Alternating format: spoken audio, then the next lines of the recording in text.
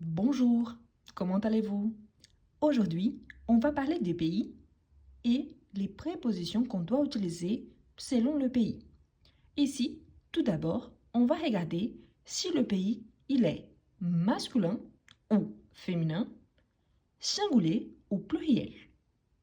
Et là, il faut faire attention à certains indices et à certains détails. Vous êtes prêts? C'est parti! Tout d'abord, on va analyser si le pays il est au masculin ou au féminin. Et pour cela, on va regarder la terminaison du nom de ce pays. Normalement, on dit que le pays qui finissent avec la voyelle E, ce sont des pays féminins. Du coup, les E, c'est la marque du féminin, mais vous voyez que j'ai ajouté un petit astérisque, c'est-à-dire qu'il y a certaines exceptions. Pourtant, on dit que quand il s'agit d'un mot d'un pays féminin, on utilise la préposition on. La préposition on. Par exemple, on dit on. France, en France. En Italie, en Italie, en Argentine, en Argentine. Et vous voyez qu'ici, si le pays commence par une voyelle, on fait la liaison. En France, en Italie, en Argentine. Vous voyez qu'ils tous finissent avec la voyelle E. Par exemple, je peux dire j'habite en France, j'habite en France. On part en Espagne, on part en Espagne.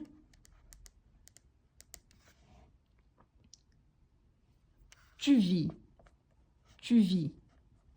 en Algérie, tu vis en Algérie.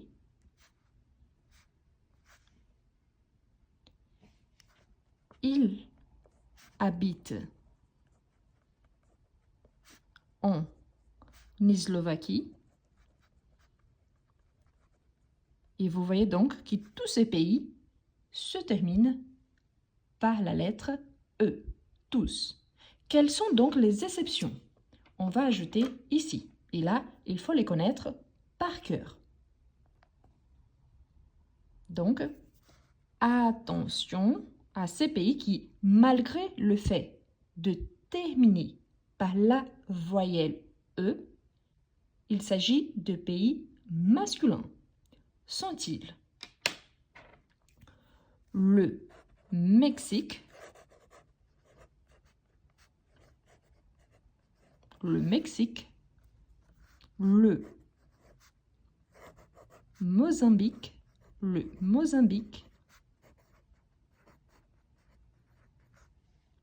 le Belize, le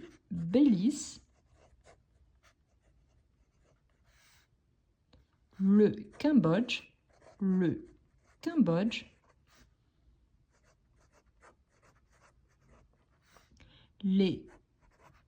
le Suriname, et finalement le Zimbabwe.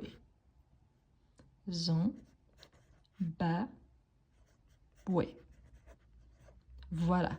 Ces pays-là, malgré le fait qu'ils finissent par la lettre E, ce sont des pays masculins.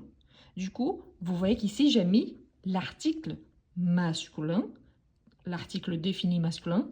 Je pourrais dire, par exemple, la France, c'est un grand pays. L'Espagne, c'est un joli pays. L'Algérie, c'est un grand pays. Pourtant, ici, il s'agit de pays féminins. Donc, on dit la France, j'habite en France, car notre objectif, c'est de travailler les prépositions selon le pays. Pour ces pays-là, ils sont masculins. Du coup, quelle est la préposition qu'on doit utiliser avant un pays masculin? Eh bien, avant le pays masculin, on utilise la préposition au, AU. Donc, on aura, par exemple, au Canada, au Brésil, au Mexique. Vous voyez donc qu'ici, j'utilise au, car Mexique fait partie des exceptions. Si j'utilise un autre de ces pays-là, je vais utiliser toujours au Mozambique, au Belize, et comme ça pour tout le reste. Donc, pour le pays féminin, j'utilise la préposition on. Pour les pays masculins, j'utilise la préposition au. Quelles sont les terminaisons qui marquent donc le masculin? Tout le reste, sauf le S qui marque le pluriel ou le X, ou encore la voyelle E dans ces cas-ci, sauf les exceptions. Donc, la voyelle E, normalement, marque le féminin, le S et X marquent le pluriel, et les exceptions, ici, sauf les exceptions, sont tout le reste, il s'agit du masculin. Au Canada, la voyelle A, Brésil, Portugal avec L, le Sénégal avec L, le Chili avec I, donc le Venezuela avec A. Donc là, il s'agit de pays masculins. Ainsi, si un pays est au pluriel, on utilise la préposition A, U, X pour marquer les pluriels. A, U, X. Donc, pour marquer les pluriels. Ici, donc, pour marquer les pluriels, normalement, on a le S à la fin. Donc, la terminaison,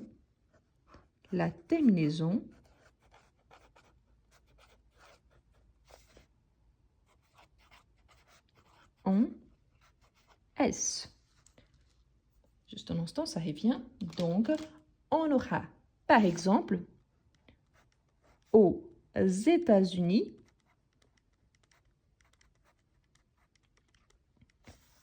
aux Pays-Bas, aux Pays-Bas,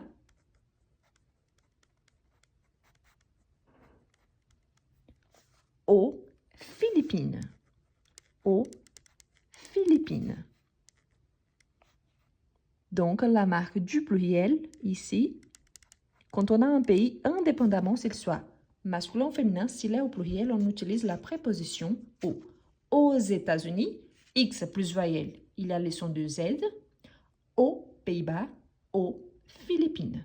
Du coup, n'oubliez pas, on plus le pays féminin, au plus le pays masculin, en sachant que le féminin, la marque, la terminaison, c'est la voyelle E, sauf ces exceptions-là, qui sont aussi masculins singuliers. Et si on a le pluriel, on utilise la préposition au. Vous pouvez utiliser ces verbes-là. J'habite aux États-Unis, on part aux Philippines, tu vis aux Pays-Bas, il habite aux États-Unis. Donc, on utilise le pluriel. De même, ici. Donc, je pars au Canada, il habite au Brésil, tu vis au Mexique. Donc, on peut utiliser le même verbe. Quels sont les verbes qu'on ne peut pas utiliser? Les verbes d'origine. Quand il s'agit, je vais ajouter ici, d'un verbe d'origine, donc on doit utiliser une autre préposition. Mais avant ça, je vais vous donner aussi une exception concernant au pays masculin. Ainsi, très attention, donc important, attention. S'il s'agit d'un pays masculin,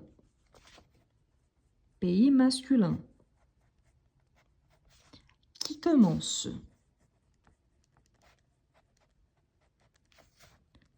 par une voyelle,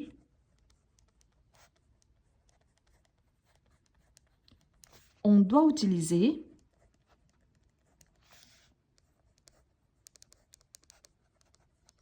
la préposition on. Pourquoi? Pour faire la liaison. Par exemple, on dit en Israël, par exemple,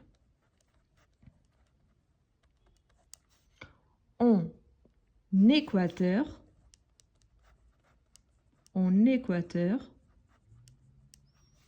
en Iran, en Iran, en Irak, en Afghanistan, en Ouganda, en Uruguay. Donc, si le pays, il commence par une voyelle, indépendamment s'il finit avec une consonne, par une consonne différente de la lettre E, ou par une voyelle différente de la voyelle E, ou une consonne quelconque, on utilise la préposition « on » pour faire la liaison.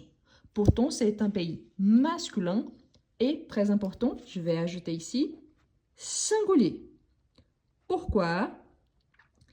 Car on a bien vu que quand il s'agit du pluriel, on utilise, pardon, singulier, pas singulière, singulier. Attention, hein? Donc, quand il s'agit d'un pays masculin, on a déjà le X pour faire la liaison. Donc, on dit aux États-Unis, aux États-Unis. Mais ici, même si soit le singulier, donc on doit faire la liaison, donc on dit en Israël, en Équateur, en Iran, en Afghanistan. Donc, s'il s'agit d'un pays masculin, singulier, je dois utiliser la préposition « on ».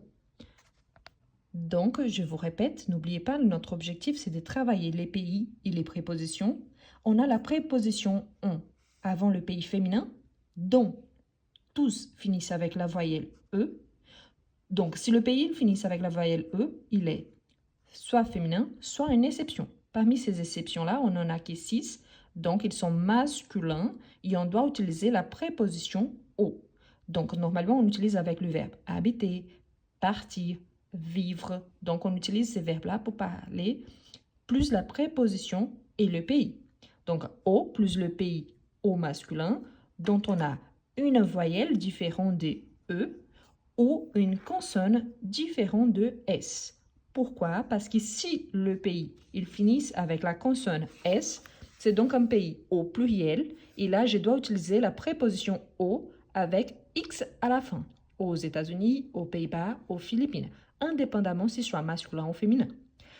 Pourtant, je dois utiliser, et je dois faire attention aussi, s'il s'agit d'un pays masculin singulier qui commence par une voyelle différente de la voyelle E, car là, on doit utiliser la préposition « on », car on doit faire la liaison en Israël, en Iran, en Afghanistan. Quelles sont les exceptions par rapport au verbe? Donc, attention au verbe d'origine. C'est quoi le verbe d'origine? Quand on parle de l'origine de quelque chose. Par exemple, si je dis « je viens de France », je viens de France. Ou alors, par exemple, tu viens du Canada. Il vient des États-Unis. Donc, vous voyez que quand il s'agit de l'origine, au lieu de on utilise de. Au lieu de au, on utilise du. Au lieu de au pluriel, on utilise des au pluriel. Si c'est un pays qui commence par une voyelle, on doit utiliser le de apostrophe. Par rapport à ça, par exemple, on peut dire « Ils viennent d'Espagne ». Ils viennent d'Espagne. Donc, si le pays commence par une voyelle, on peut utiliser le D apostrophe. Ils viennent d'Espagne. Ils viennent d'Espagne. Et voilà, j'espère qu'il soit clair quand est-ce qu'on utilise ces prépositions-là par rapport au pays. Et bientôt, je vais vous proposer un exercice en utilisant ces prépositions. Merci beaucoup. N'oubliez pas de vous abonner, de liker la vidéo et de la partager avec vos amis qui souhaitent aussi apprendre le français. Merci beaucoup et à la prochaine!